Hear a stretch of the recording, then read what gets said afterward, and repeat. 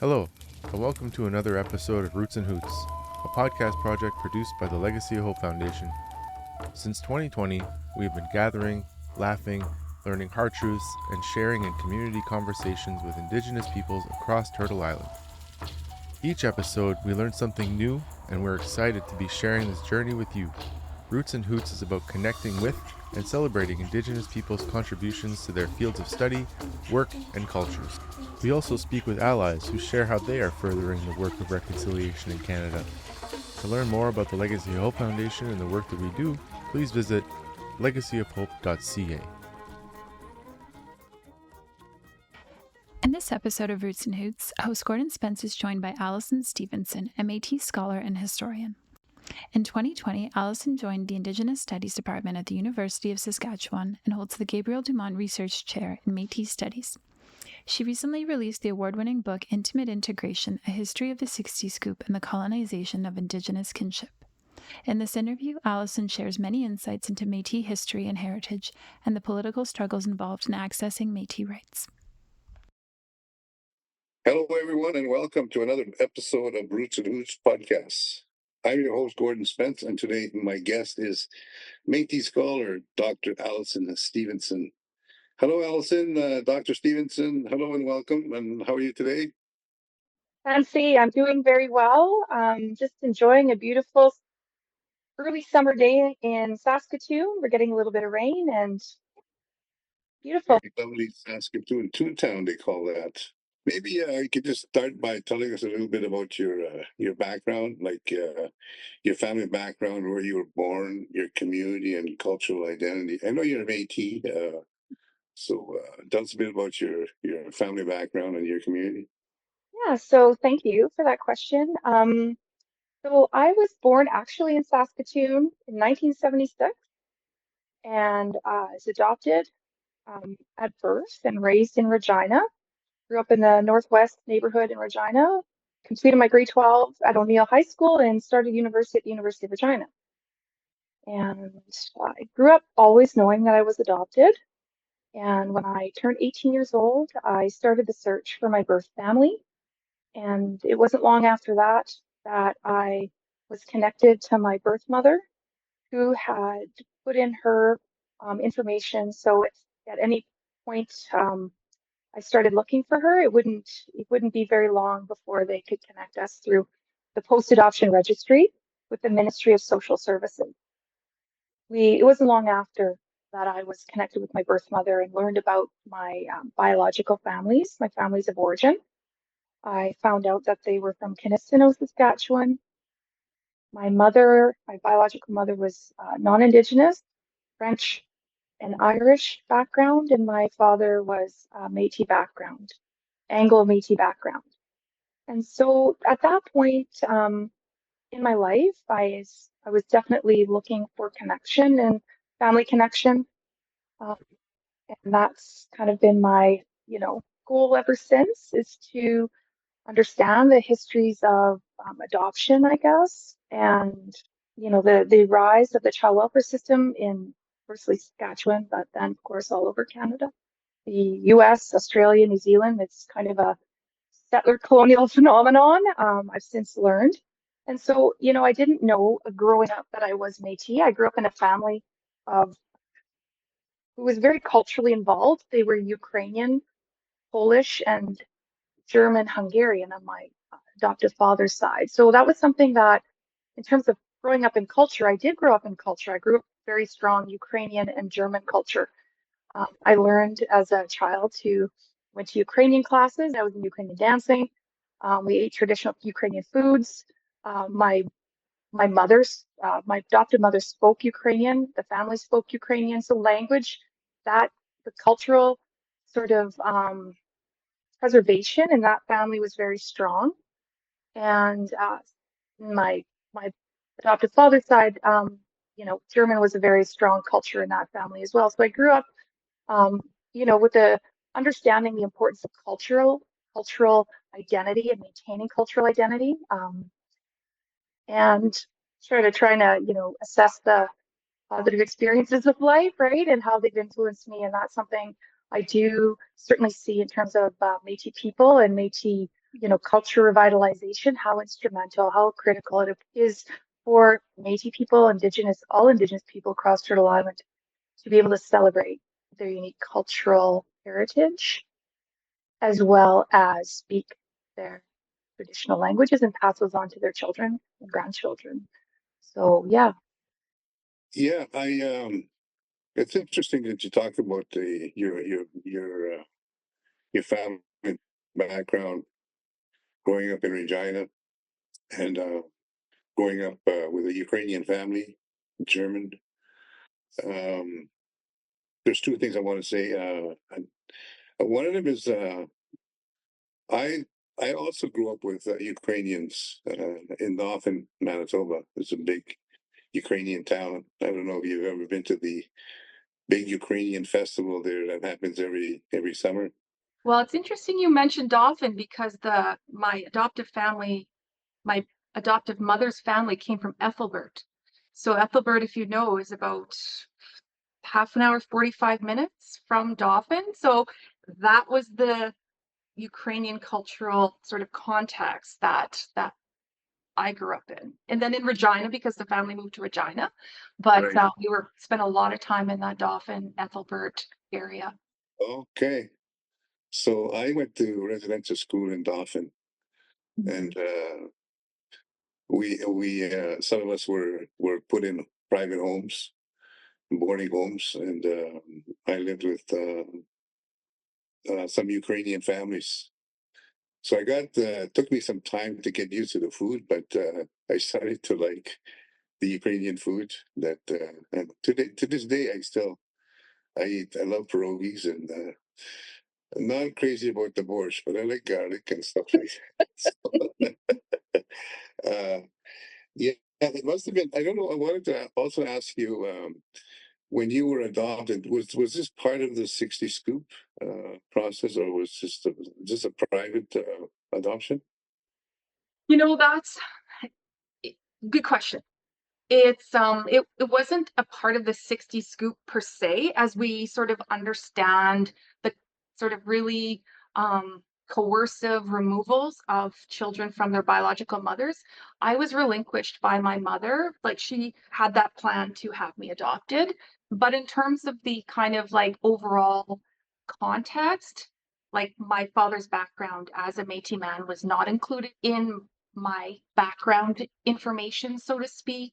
So the idea around kind of having children raised by approved families is sort of kind of the same context as a 60 scoop, but I don't consider myself a survivor of the 60 scoop per se, in the same way that many other children who were removed, sort of families targeted because they were Indigenous, in that same way. So yeah.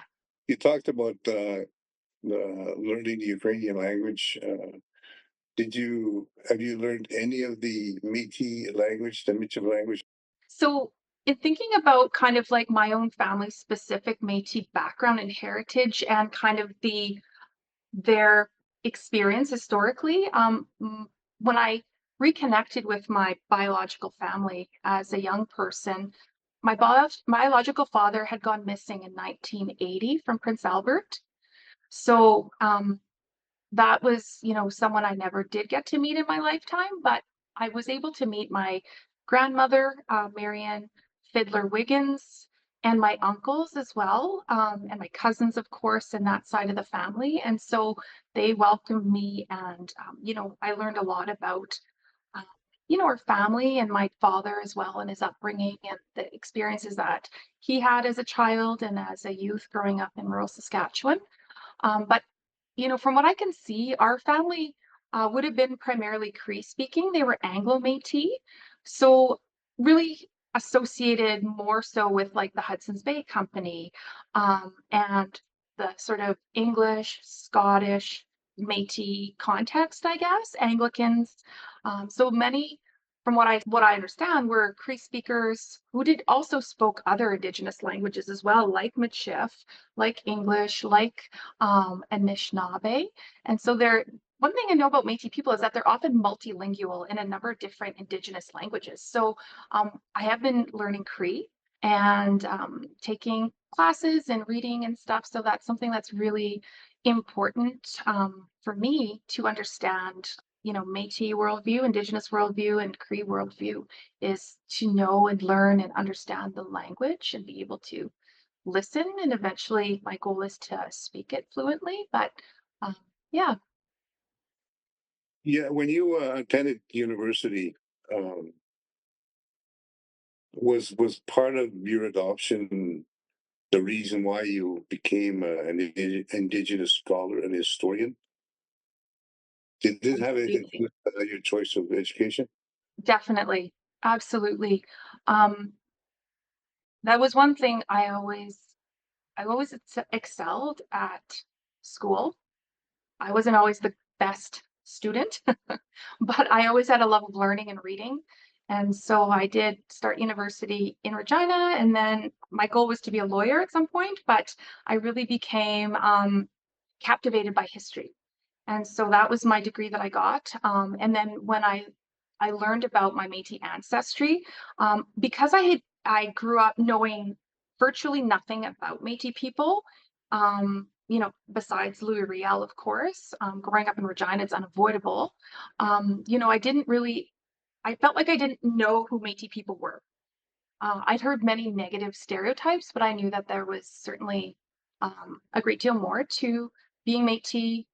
And so, yes, that was my way of understanding my own experience and where I fit and where I belong was through academic research, as well as obviously connecting personally. So I did a degrees in history, a master's and a PhD on the 60 Scoop, and then since then have now in a position as the assistant professor in Indigenous Studies. Tell us about that. Your work at the University of Saskatchewan and how it relates to the Gabriel Dumont Institute. Right. Yeah, that it's not always clear what that connection is. So um, the chair right now, I'm the Gabriel Dumont Research Chair in Métis Studies in the Indigenous Studies Department, and it's essentially a 5-year funded research chair, which in the university world is sort of a dedicated research position to for the scholar to devote a greater amount of their time to research in a particular area. And so I'm in a department and a tenure track university position, but the Gabriel Dumont Institute, through a partnership with the University of Saskatchewan, um, in order to increase understanding of Métis history and culture, create more courses on Métis history, on Métis studies, funded the chair with a focus on Métis history and culture at the University of Saskatchewan. So that's my sort of role, is to devote my research attention to Métis communities and teach Métis courses as well. We hear that there have been some disagreement about who is or what defines an AT person. And there are different definitions about who is an AT. And there's been some fighting, I guess, among the Métis organizations throughout Canada.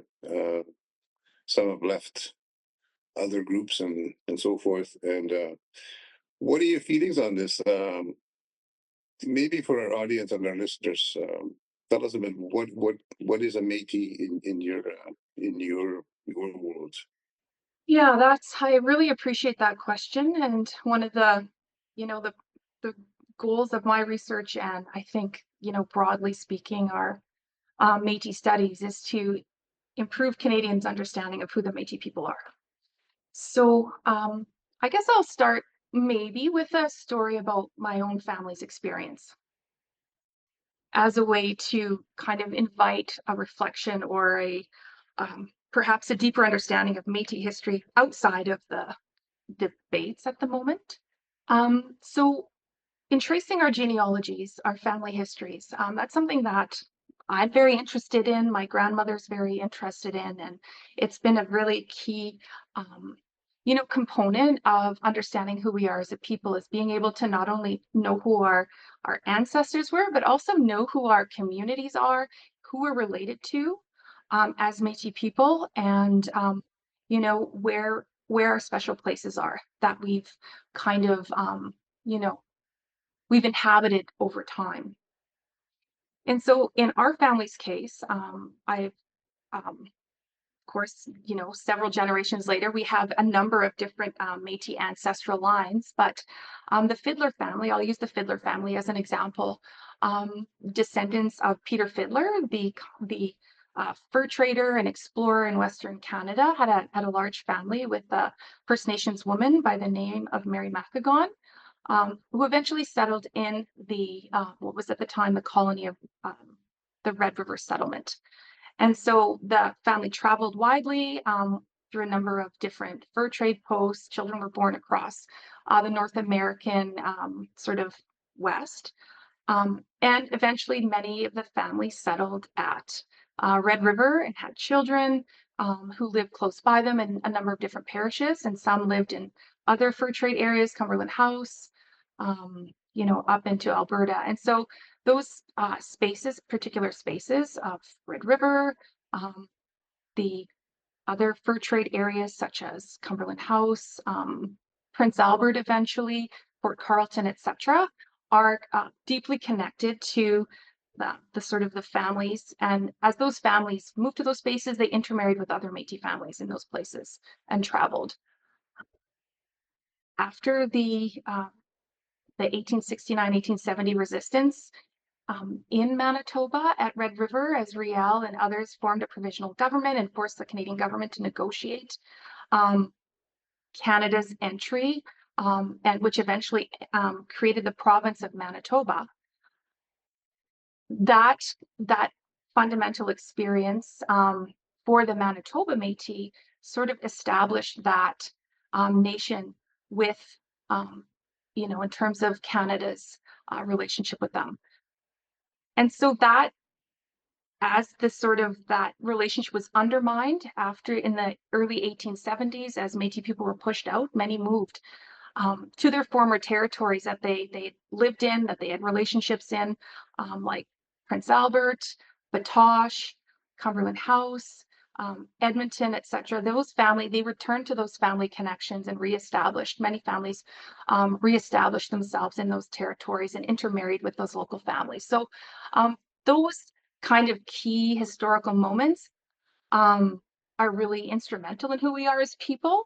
And then, as settlement moved further westward, Métis people demanded that the government meet with them about their land rights. One of my ancestors, James Isbister, and others went to go get Riel from Montana to come back and negotiate Métis land rights outside of Manitoba, which resulted in the 1885 military engagement with the Métis. And so and then the subsequent sort of development of the scrip policy to kind of appease what the government thought appeased the Métis. As people kind of moved on to road allowances, there was this kind of loss of, not understanding, but a loss of the kind of like political representation of the Métis, but there was still cohesive Métis communities in these road allowance communities that enabled people to reorganize in the 40s, 50s, and 60s to continue to advocate for their Indigenous rights. Yeah. What is there a definition for a legal definition for Métis? There is actually, but it's essentially the descendants of those whose ancestors obtained scrip. So the scrip policy that was kind of created through the Manitoba Act, and then in the 1885 through the 90s in Saskatchewan. So if your ancestor was essentially signed on to scrip as a half-breed scrip, if you're a descendant of that sort of individual, that's the definition. You would be considered a Métis today in Western Canada and accepted by the Métis community, as well as, assert a Métis identity. Yeah. When you say scrip, what do you mean by that? Great question. So, as many, I guess, in Western Canada and elsewhere, in Ontario as well, the government had a treaty process based on the Royal Proclamation of 1763 to negotiate with First Nations for access to their territories, traditional territories. And so that forms the basis of the treaty process that Canada followed, whether it was the Robinson Superior, Robinson Huron, or the Western Number Treaties that followed. So that kind of negotiated nation-to-nation relationship based on the Royal Proclamation, Métis people were recognized as Canada was thinking Canada after, as it became a country on its own, thinking about how to deal with the Métis, who were not considered Indians because of the Indians in the legal sense, because of their, European, partially European ancestry, yet had an Indigenous right to land. So the Canadian government developed the scrip system, which was essentially a location ticket. It was a certificate that would guarantee an individual to a piece of land. And so that scrip was essentially allowed someone to make a claim on a quarter section of land that had been surveyed by the Dominion surveyors in Western Canada. And so Métis people never had reserves, designated places, with the exception of Alberta, the Métis settlements. And in place of guaranteeing a land base, individual Métis were given scrip certificates. And so historians have demonstrated that many Métis never received their land for their scrip. There was a lot of speculation. There was a lot of illegal activity that went on. And so Métis people, while as they negotiated the Manitoba Act, had asked for 1.4 million acres to be set aside for Métis children, so that as settlers came west, the children would be guaranteed a land base. But that was the way that was interpreted and kind of allocated was through the scrip system. And so outside of Manitoba, the same system was used for the Saskatchewan and Alberta Métis, who were not born in Manitoba at the time of the agreement. So they were offered that scrip certificate in exchange, according to the government exchange for their Aboriginal title. When Indian women married, First Nations women, Indian women married non-status, non-Indian men. Mm-hmm. Back in the day, I think it was prior to 1985, I think. Yeah. The LC 31, was it, where women finally gained their status back after many years of losing it. Yeah. So I would think that the Indian women that married French men or other non-status white men lost their status, and so this would involve rely on their husbands to provide land and food and that kind of stuff that you need to live on every day, and the leaders to negotiate, talk to the government about land scripts, I guess is what you're talking about, right? The scripts refer to land titles. Yes. Yeah. They can be exchanged for land titles through a process. You had previously mentioned in the CBC article about growing up in Regina and the connection it has to Métis leader, the former Métis leader, Louis Riel, founder of Manitoba. Can you tell us a bit about this history? And also, on that note, did Louis Riel, are there any of his ancestors living in the area in Saskatchewan, Manitoba? Firstly, it's quite tragic, but Louis Riel's children died during childhood. So he doesn't have any direct ancestors. His wife passed away as well from tuberculosis. So Louis Riel has nieces, descendants of his siblings, nieces, nephews, but there's no direct descendants of Louis Riel and his wife Marguerite. Mm. But yes, I grew up in Regina, and it was it had that kind of colonial ghost hanging over it, I will say, as the former pile of bones. Um, and the location of firstly the Northwest Mounted Police, now the RCMP training depot, is located in Regina, um, and the site where Louis Riel was hung, and the government, the original territorial government seat of government was in Regina for until it became a province. So, there is and the names are like Dewdney, like Edgar Dewdney's name, like the names are kind of ubiquitous throughout the city. So, those are kind of elements of Regina that aren't always apparent to everybody, but certainly, with people I feel like you're aware of it at a sort of spiritual and sort of subconscious level, as it informs kind of the divide between Indigenous and non-Indigenous people in the city. So yeah, it's a tough city growing up, that's for sure. Yeah, why don't you tell us a little bit about that? Regina being, it's an interesting place, being the center of, pretty much the center of the Riel Rebellion. Yeah. And Regina, imagine there's a lot of Métis people living in Regina. So what was the feeling like growing up in a place like Regina?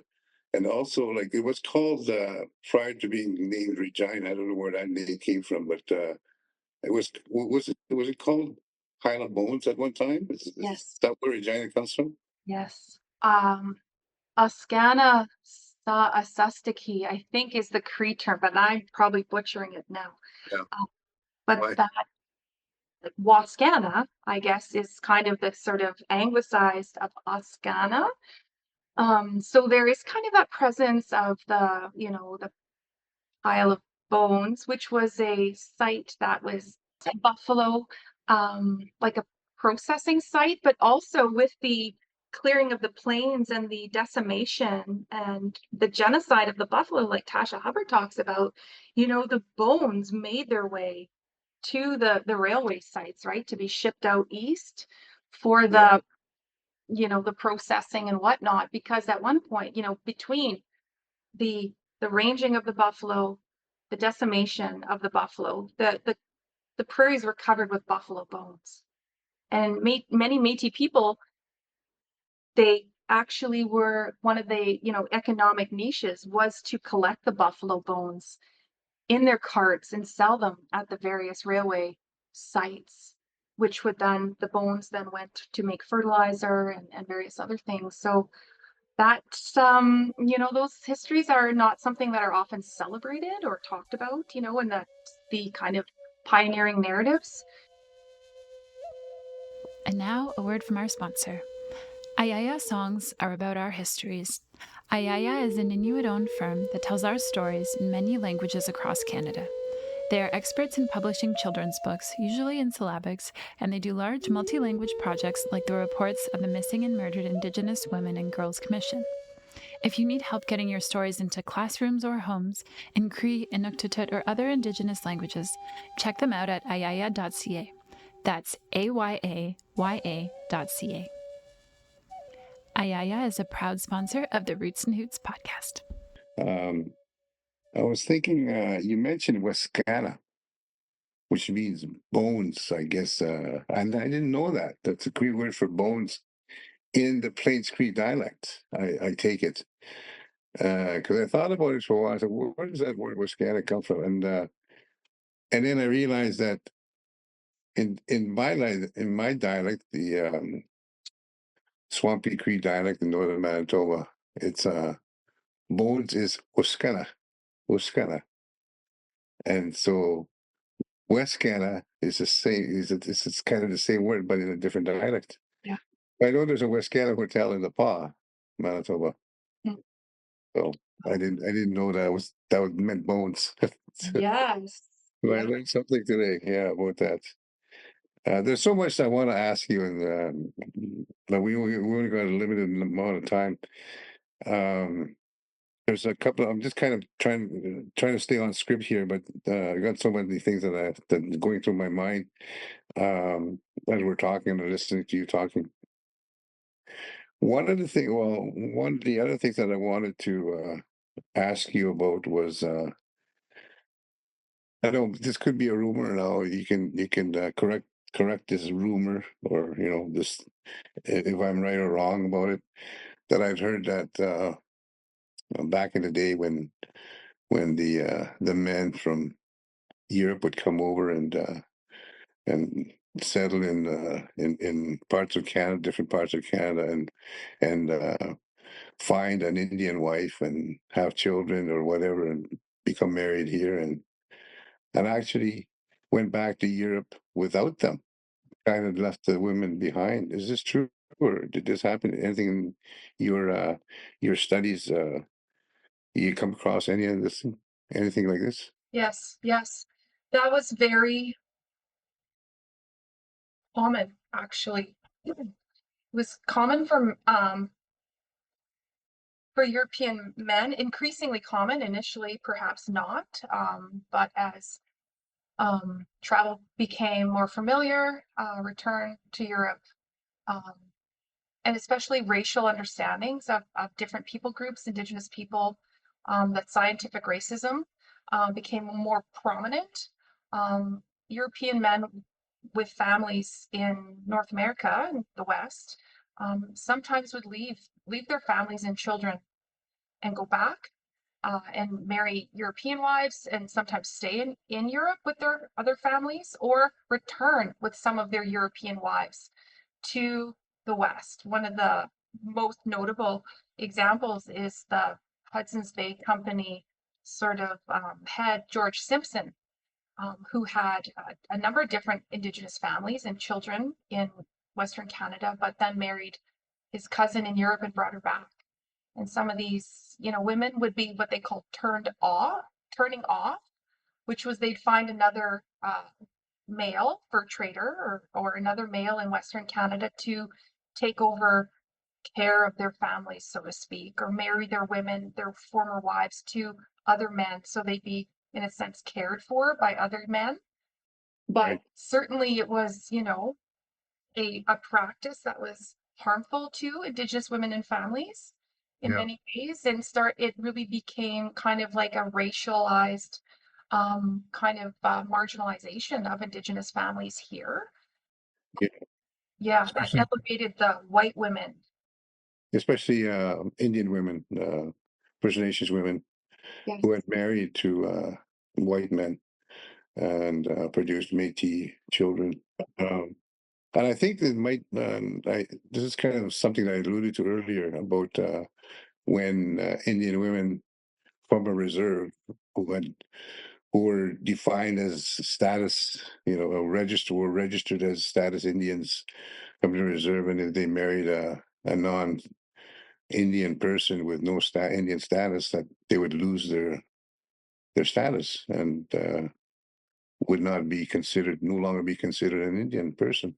Nor their children. And, sometimes it could possibly be women would marry a settler man, a white man, but even when Indian women, First Nations Indian women with status, married Métis men, or other Indian men who had lost their status either because they were veterans or because they'd gotten a university degree, but however people were categorized as non-status, women specifically would lose their status when marrying a non-Indian man and their children. So that was very, extremely harmful. And because women couldn't return, say the marriage broke up, their husband died, they become, in need of family support for whatever Right. reason. Returning, it wasn't an option to return back to their family on reserve to be, supported and cared for, the children to be cared for either, really. So it's really, that is one of the, when I was doing research on the 60s scoop, that was one of the ways in which created a real vulnerability for women and children, was the loss of Indian status and treaty rights, Right. and treaty rights. Yeah. So this was corrected with Bill C-31, right? Back in 1986, maybe. 85, 86, yeah. Yeah. Yeah. Where the women who had lost their Indian status were able to regain it back. Yeah. Yeah. Yeah, and there's a lot. Indigenous women identified that there was still, even with Bill C-31, there was still a sex discrimination in the Indian Act that hadn't been resolved, due to certain provisions for cutting off, certain generations, like 2-generation cutoff kind of thing. So there continues to be revisions to that, Indian Act to ensure that all eligible Indigenous people can have their Indian status restored, and also their treaty rights, which is the key too, right? It's not, it's really the treaty rights. Yeah. I think treaty right more so. I think a place to live. To go back home to your reserve where the rest of your family was living. My sister, she married actually, it's funny, she married a Métis man, Mhm. and she lost her status when she did so. It wasn't until after Bill C-31 that she was able to gain her status back as an Indian person. Yeah. So, yeah, it must have caused a lot of problems for people back then, and up to the point when they actually created the new system of allowing women to regain their status back. I want to congratulate you on the success of your recent book titled "Intimate Integration: The 60 Scoop and the Colonization of Indigenous Kinship." Thank you. Your book focuses on the strategic removal of Indigenous children from their families and communities. The 60 Scoop is becoming more known by Canadians, but what is less known is the Millennium Scoop, a term used for the removal of Indigenous children from their families today. Yeah. What do you think needs to be done to improve the child welfare business, the current state of removing Indigenous children from their families? It has, to me, become a multi-million-dollar business, has it not, in your view? Absolutely. Yeah, and that's really, something that I hoped my work and my continued work will help people to see, is that it's not just, it wasn't the removal of Indigenous children from their families and colonization of Indigenous kinship, which is really the key for me, didn't end, in the 60s, 70s, or 80s, but is still very much, and it's really escalating today. And there's a lot of incentives for removing children. They continue to be. I think Cindy Blackstock's done really excellent work on, exposing the kind of human rights violations that families, First Nations families and children have experienced. The underfunding of, she uses the example of child welfare, but the underfunding of all aspects of Indigenous rights in many ways that were guaranteed through treaties. So, creating, the loss of land, the surrenders of reserves, the kind of, like you talk about Indian women losing their status, all these impact the ability of families to care for their children. And it's called the child welfare system, but no one has ever demonstrated that children's lives are improved through being removed. In fact, it's quite the opposite. Leaders, survivors, Indigenous women, activists, many people have been arguing for decades that it's, when children are removed from their families, that it's detrimental to the communities, it's detrimental to children. There's a pipeline from the welfare system to the prison system. That's, there's, children are moved from place to place. So, rethinking the entire legislative basis for child welfare is critically important, because it's just the same thing over and over again. As families are vulnerable, they're penalized and criminalized for their oftentimes poverty, or oftentimes disconnection, which are it's the culmination of government policies, 60 scoop, whether, the intergenerational trauma, et cetera, et cetera. So the system is very harming, the Indigenous children and won't change until essentially it's completely dismantled. Yeah, I think it's kind of all connected to the term they use is genocide, trying to get rid of, destroy a culture of people. Yeah, so that's one of the tools they used, I think, in trying to achieve the goal of genocide, I guess, with Indigenous people in Canada. Yes. In the past Canadian history, there have been many treaties with Indigenous people, particularly with First Nations people, with Métis people. Have there been any types of treaties or self-government agreements? I'm thinking about all the Métis settlements in Alberta and other parts of Canada, including the Northwest Territories. There's settlements in Alberta, Métis settlements in Alberta. Did they sign a self-government? Are they under a self-government treaty, or are they under Indigenous treaty of some sort? I just don't understand how their structure is, their governing body structure is. Right. Yeah. So excellent question. So the government of Canada created this kind of category of Indians and half-breeds, essentially. And Indians were sort of the Indigenous people who they recognized as having Aboriginal rights, and constitutionally, the federal government was responsible. Indians and lands reserved for Indians, Section 9124 of the Constitution Act, for negotiating treaties. And so half-breed as the term at the time, which something, is it's a highly derogatory term, but it's also a legal term, realistically, and similar to the term Indian for the sake of the Indian Act. Half-breeds were identified as having a different set of rights according to the Canadian government. And so it was very clear, especially in the Western Number treaties, and even going back to the Robinson-Huron, Robinson-Superior treaties, that First Nations leaders and Indians were those that would be treated with, and what were considered to be half-breeds at the time were, eventually would be assimilated into the dominant culture as other citizens, so to speak. And so that was always the policy of the government until the Manitoba Act, where Riel and the provisional government essentially forced negotiations for Canadian entry into the West by forcing them to recognize the Métis people at Red River and their rightful claim as Indigenous people. So outside of the Manitoba Act, the government refused to negotiate or acknowledge any Métis treaties, and some Métis people were part of the Indian bands that signed treaties and entered treaty, and some left treaty, but there was never a sort of a Métis recognition as a distinct nation in the treaty making process in Canada.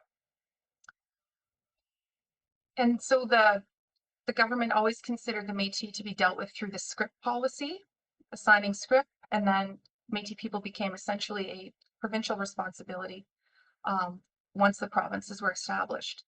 And so Métis people organized. I'm more familiar with in Saskatchewan in the late 1920s, 30s, to have their land rights recognized. And so that's something people here, especially and in Alberta, have always argued that their Métis rights to land and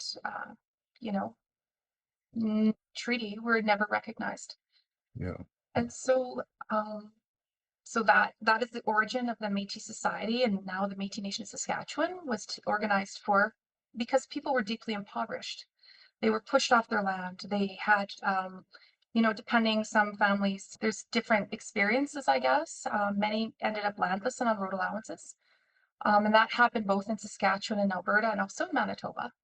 Many families that were considered Métis or married out, in some cases, ended up landless, living around Northern First Nations communities. There's often little settlements of Métis people that are just outside reserves.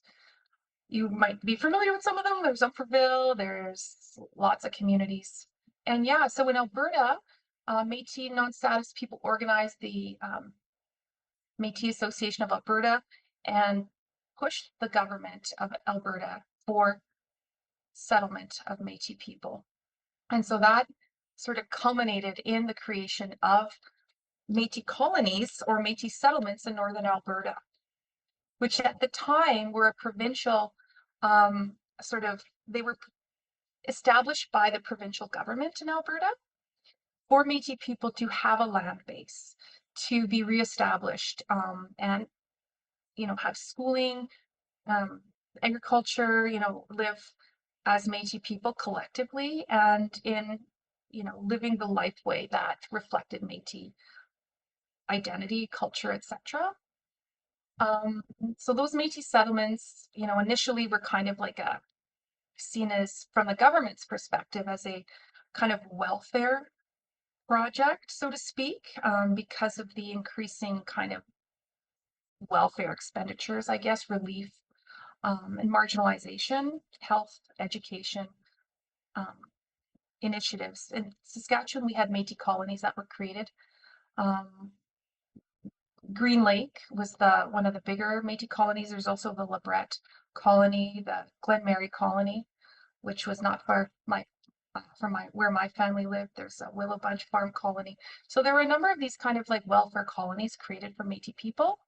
But in Alberta, they, over time, Métis people have established governance over those colonies. And now in Alberta, they're the only recognized land base, constitutionally recognized land base for Métis. So it's in recent years, there have been additional self-government agreements signed with the federal government, with Métis provincial organizations. But the recognition of the Métis and Aboriginal people in 1982 with the Constitution was the sort of the first step in the kind of modern recognition of the Métis as an Aboriginal people, as an Indigenous people of Canada. And then the Daniels decision and some other court findings with Métis people having Aboriginal rights to, say, hunt and harvest in their traditional territories. Those have kind of been, gradually forcing the government, I guess, the federal government, to recognize that the Métis are a people, an Indigenous people that are not a provincial responsibility, essentially. So they call it the jurisdictional gap. Yeah, there's a lot of. I'm being from Manitoba. I got a number of friends who are Métis, and I tend to call them the real Métis because maybe I'm a little biased, but I met them in Manitoba when I was going to university in Winnipeg, and they're from places like Camperville, Yeah. Duck Bay, Saint Laurent. Places that these are actually real Métis settlements. Yeah. And they live a different lifestyle than people, First Nations, Indian people. They're kind of different, but they're not really white people. No. I guess the difference is, and then coming out east to Ottawa area and discovering and hearing about the Métis Nation of Ontario and Métis declaring themselves Métis, people declaring themselves as Métis. I could see the confrontation. I could see the conflict of the Métis Nation of Canada living through this process, and it's going to take some time yet to resolve this whole issue of defining who a Métis is. Because the definition of a Métis could be, in the general terms, it's a native person and a white person, really. I mean, but originally it was a Cree person marrying a French person, right? A Frenchman. So, anyways, that's a battle that you're going to take on, and you're going to continue to work on with your compatriots. But we're almost at the end of our podcast, so and we won't take too much more of your time. I got a couple more questions. Well, I wanted to ask you are you working on any specific projects right now, or a book? Or I know you published a book recently. Yeah, I've got I'm really excited about the projects that I have on the go with some communities that are really fantastic. So because my work on the 60 Scoop focused on the kind of government policies in part that were aimed at breaking up families and breaking up communities. And also, not only that, but also Indigenous resistance, like the formation of like women's organizations and pushing back and identifying it as cultural genocide and genocide against Indigenous people in the 70s and 80s. Um, that whole politicization around that. So my new work is focusing on the kind of like the deep communities that are still in existence, that still are maybe we um, yeah, the histories of the communities, and the continued presence of Indigenous peoples on the land, despite all these kind of policies that were, whether residential schools or I don't have to name them because folks at the Legacy of Hope are very well aware of, all those different efforts, right? And likely listeners as well. Um, so I'm working one community I'm working with is the Cumberland House community, which is in northeastern Saskatchewan. And they formed a museum committee. And so they have a museum. They've repatriated a number of cultural items to the community, and they're very strong, like strong cultural free speakers, language speakers, knowledge keepers, leaders in education. And so, you know, working with them to support the um, creation of a museum and some resources and curriculum and that to, connect um, people with their history. And the community has a deep, deep, deep historical knowledge and understanding. So I don't see myself as an expert in that regard, but one of the areas I can help out in is things like archival research and connecting people with some of the archival or other resources that are out there, and whether it's the Hudson's Bay Company archives or, museums or university archives and whatnot, just helping create bridges between organizations and Indigenous communities to support Indigenous, self-determination and cultural heritage and historical memory. So that's kind of one project I'm working on, and sort of in a similar way, working with the Métis local of Local 43 Kinistino, which is the local I'm associated with, and that my great grandfather helped form in the early 1940s, late 1930s. Just telling the story, the history of the Métis of the Saskatchewan River Forks area, um, and the relationships with Métis, which the elders always tell me we never call ourselves Métis. So because that's so associated with French, but that kind of like Anglo, um, Cree, Métis, I guess you would say, kind of people who were Hudson's Bay Company, um, employees in some regard, but also hunters, trappers, even farmers. Um, but we're really deeply connected to the Saskatchewan River kind of kinship network along, whether it's from right up from the Paw and north through Cumberland House, but to the Forks and Saskatchewan River Fort Corn area. So um, telling understanding that history, and then how people became dispossessed from their land. Because there's very little understanding, like in that particular area, there were many Métis that had land title, but then over time lost their land title and became road allowance people, and eventually moved on to a colony. There was a colony created. It's now a pasture. It's called Section 29 during the CCF years. And so understanding like how people lost their land, because as a historian, I really want to be able to, you know, identify that process, because we don't really know. Like, I mean, people know they lost their land, but and have different stories about what happened and the marginalization and exclusion. But telling those stories, I think, is um, really needs to happen. So that's my other project. Very interesting piece of history with the Métis people. Peoples is what we'd like to use the word. I wanted to ask you one last question.